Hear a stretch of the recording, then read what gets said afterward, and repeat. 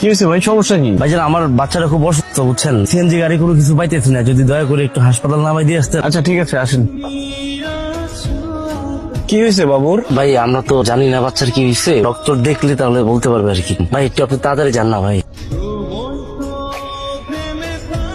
ভাইজান অনেক বড় উপকার করছেন, আমি কিছু ভাড়া দিয়ে দিই। না না, ভাড়া দেওয়া লাগবে না, আমার বাসা তো এদিকেই যাচ্ছিলাম। ঠিক আছে, ধন্যবাদ ভাই।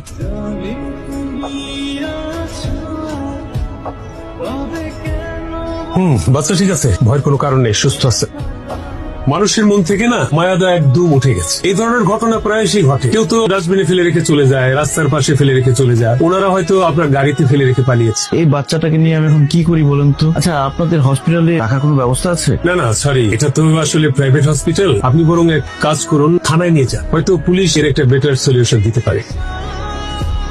স্যার অনেকক্ষণ ধরে দেখতাছি কান্নাকার অবৈধ বাসলে ঘোরাঘুরি করতেছেন, এখনো সময় আছে। এই বাচ্চারা রাস্তা করে যে কোন জায়গায় ফালাইয়া এইটা পড়েন। এই কি ধরনের ফালতু কথা বলেন আপনি? আপনার মধ্যে কোনো বিবেক নেই? মানুষের ভালো বুদ্ধি দেওয়া দোষ। হ্যালো, আচ্ছা ওই আমি ট্রিপ মারতেছিলাম, গাড়িতে একটা কাপড় উঠলো, একটা বাচ্চা নিয়ে, তারপরে ওরা নেমে গেল, কিন্তু বাচ্চাটা রেখে গেছে। তুমি নিজে একটা বুঝে ভেজাইলা মানুষ, কি করতেছো তুমি এটা? আল্লাহ, শোনো বাচ্চাকে নিয়ে থানায় আসো, আমি থানায় আসতেছি।